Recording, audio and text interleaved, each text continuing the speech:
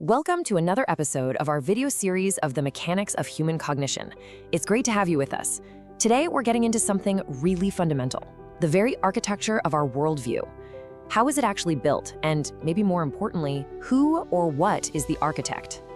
So let's just jump right in with a big question, one that really gets to the core of our identity. Are your most cherished beliefs, the things you hold most dear, truly your own? Or were they inherited, kinda installed without you even realizing it?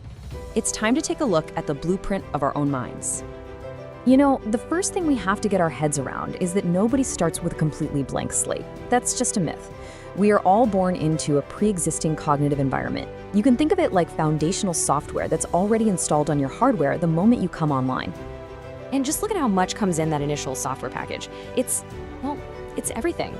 Your religious framework, your sense of national identity, the sports team you root for. A lot of this stuff is just handed down, kind of like your last name. You don't choose to be born into a particular culture or social class, you just are.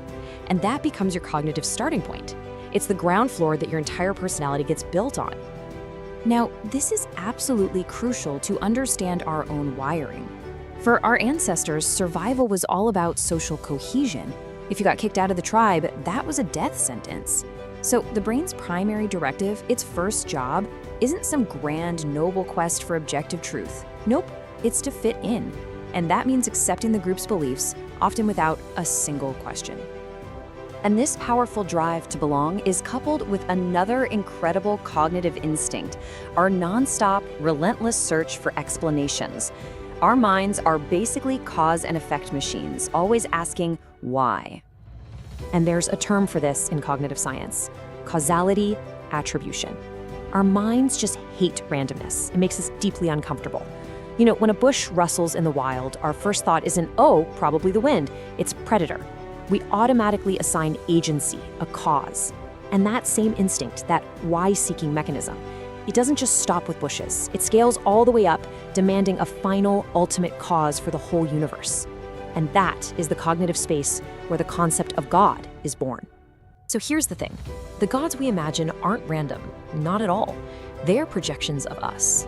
A warrior culture, for example, is probably going to envision a punitive, warlike god. A more peaceful agricultural society might imagine a nurturing, forgiving god. We essentially take our own social values, our own psychology, and we blow them up into a divine personality. Now, this isn't an argument for or against a higher power, but it is undeniable proof that our concept of that power is a human construction. Okay, so what happens when this inherited, pre-programmed worldview bumps up against new information, against new life experiences, against real knowledge? Well, this is where things get really interesting. This is where we have the potential for true cognitive growth. We can move from just accepting things to actually adapting them. And here we really see two different paths we can take. On one side, you have dogma. It's rigid, it's collective, and it gives you simple answers. On the other side, you have a dynamic framework. It's flexible, it's individualized, and it's all about asking better, more nuanced questions. The key insight here is that you don't have to burn the whole thing down. The goal isn't to discard your inherited framework, but to make it modifiable, to turn it into a tool you can actually use. So really, we have three clear options here. We can just inherit our beliefs without question, which leads to conformity. We can try to abandon them completely, which honestly often leads to a feeling of alienation because you're fighting your own cultural programming. Or we can take the third path, the more mature path. We can remodel. This means you actually understand the foundation you were given, you appreciate its function, and then you build on top of it to create a worldview that is genuinely, authentically your own. All right, let's take this idea of remodeling and apply it to one of the most important structures in our mind, our moral framework. How do we actually build an ethical compass that works in the complex world we live in today? This is an ancient idea, but it's more relevant now than ever. Real virtue, a truly strong ethical system, can't be based on just blindly obeying a set of rules you don't fully understand. It demands knowledge. Knowledge of the world, of human psychology, of history, and of the real-world consequences of your choices. So here's the kind of blueprint for how you might go about that construction project. First, you start by understanding the rules you were handed. But you can't stop there. Then you acquire worldly knowledge, science, history, psychology. This lets you see beyond your own little cultural bubble and start to identify deeper, more universal principles. Something like that which supports the diversity and beauty of life is good. And then finally, you learn to apply those principles with reason, adapting them to new situations as they come up. And, we have to acknowledge just how useful those inherited moral systems have been. For most people throughout history, who didn't have the time or the education for deep philosophical debates, religion provided a highly functional moral algorithm. It's a shortcut, right? A set of pre-calculated answers for dealing with all the complexities of social life. And in that role, it has been incredibly effective. So all of this brings us to the final stage of this whole process, moving from being a passive recipient of a belief system to becoming the conscious architect of your own self, of your own mind.